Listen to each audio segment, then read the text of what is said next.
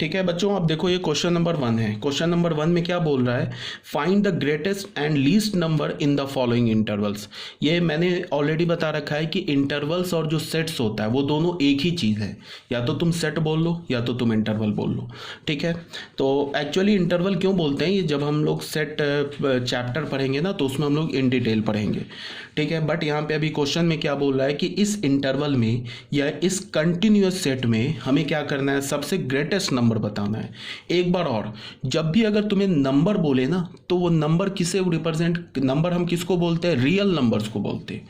ये नहीं कि मैं बोलूँ कि फाइंड द ग्रेटेस्ट नंबर तो तुम अपना दिमाग लगा के नेचुरल नंबर लिख लो या नेचुरल नंबर सोच लो, वो गलत हो जाएगा। नंबर जब भी अगर बोला जाए तो उसका क्या मतलब है, रियल नंबर। रियल नंबर का मतलब डेसिमल आ गया, रैशनल आ गया, इरेशनल आ गया, नेचुरल, इंटीजर, जितने भी टाइप्स के नंबर्स हैं वो सारे आ गए। ठीक है, तो फर्स्ट पॉइंट में क्या बोल रहा है कि इस क्लोज इंटरवल में जितने जो सबसे बड़ा नंबर है वो बता दो। ठीक है, तो यहाँ पे तो साफ साफ दिख रहा है कि सबसे बड़ा नंबर क्या 8 और सबसे छोटा नंबर क्या 3, बिकॉज 8 भी इंक्लूडेड है 3 भी इंक्लूडेड है। तो greatest number is 8, least number is 3। अब अगर कोई बोले कि ग्रेटेस्ट इरैशनल नंबर बता दो, तो कोई अगर ये बोलता है कि 8 से जस्ट छोटा ग्रेटेस्ट इरैशनल नंबर है, तो मैंने अभी क्या बोला है नोट 2 में कि 8 से जस्ट छोटा कोई नंबर ही नहीं एग्जिस्ट करता है। इसका मतलब कि 8 से जस्ट छोटा कोई इरैशनल नंबर तुम बता ही नहीं सकते हो। इसका मतलब क्या है कि इसमें greatest irrational number does not exist. इसमें अगर मैं बोलूँ कि लीस्ट इरैशनल नंबर, ये भी एग्जिस्ट नहीं करेगा।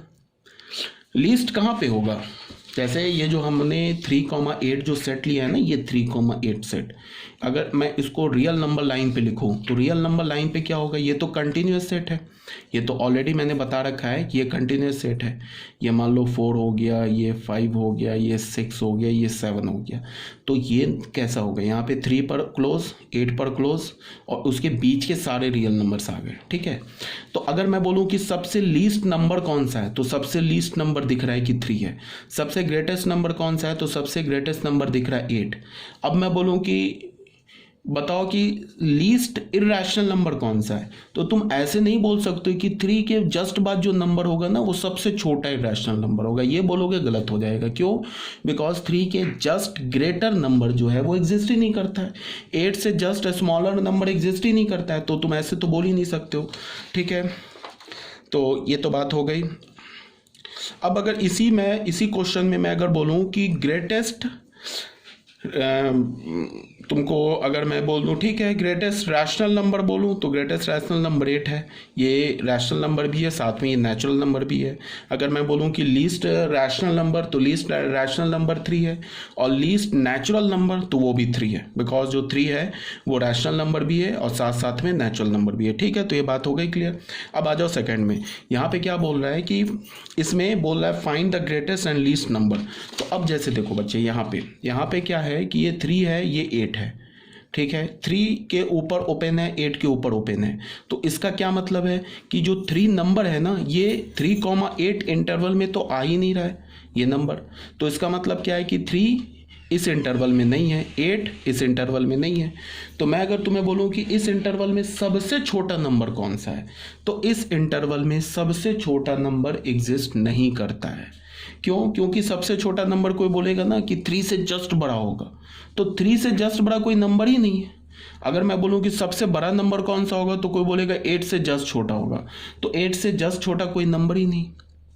ठीक है, अगर कोई बच्चा बहुत दिमाग लगा के बोला कि अच्छा सबसे बड़ा नंबर, तो सबसे बड़ा नंबर ये होगा, उसने 7.999 इतना लिख दिया, बोला कि यही सबसे बड़ा नंबर है। ठीक है, तो मैं करूँगा क्या कि इसमें 2 9 और जोड़ दूंगा, तो ये और 8 के क्लोज आ गया, और नंबर बढ़ गया को, और अगर फिर 2 की जगह मैंने 4 9 और जोड़ दिए, तो ये और 8 के क्लोज आ गया।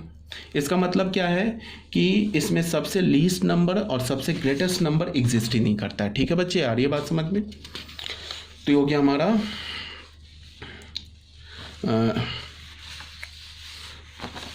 Question number 2। ठीक है, अब आ जाओ बच्चे नोट नंबर 3 में।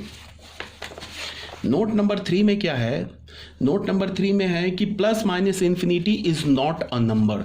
प्लस माइनस इन्फिनिटी जो होता है वो एक नंबर नहीं है। मैंने ऑलरेडी बता रखा है कि इन्फिनिटी जो है ना वो नोशन है, वो नंबर नहीं होता है।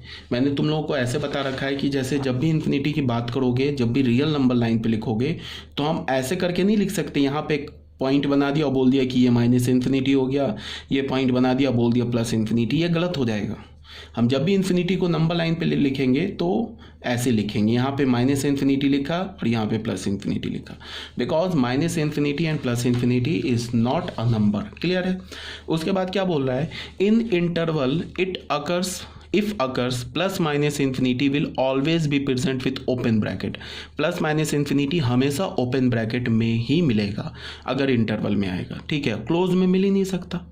क्लोज में अगर मैंने ऐसे लिख दिया, मान लो मैंने ऐसे लिख दिया माइनस इन्फिनिटी टू 2 लिख दिया ऐसे, तो ये तो चल जाएगा, बिकॉज ये ओपन में का क्या मतलब है, ओपन का मतलब है कि माइनस इन्फिनिटी इंक्लूड नहीं है। ये बच्चे इंटरवल है तो इसके अंदर जो भी होगा वो नंबर होगा ना। अगर मान लो मैंने ऐसे लिख दिया माइनस इन्फिनिटी टू 2 लिख दिया, इसका मतलब क्या है कि इस इंटरवल में -2 इंक्लूड है, तो बट -2 तो कुछ होता ही, सॉरी माइनस इन्फिनिटी इंक्लूड है बट माइनस इन्फिनिटी तो कुछ होता ही नहीं है, ठीक है ना। माइनस इन्फिनिटी कुछ नहीं है, माइनस इन्फिनिटी एक फीलिंग है कि कोई बहुत छोटा निगेटिव नंबर है। बहुत छोटा निगेटिव नंबर क्या, वो तो आज तक किसी को नहीं पता है, ठीक है। तो ऐसे लिखना गलत हो जाएगा। अगर तुम ऐसे लिखते हो 2 इन्फिनिटी और यहाँ पे ओपन लगाते हो तो ये तो सही है, बट तुम अगर ऐसे लिखते हो कि 2 लिख दिया इन्फिनिटी लिख दिया और यहाँ पे क्लोज लगा दिया तो ये गलत हो जाएगा।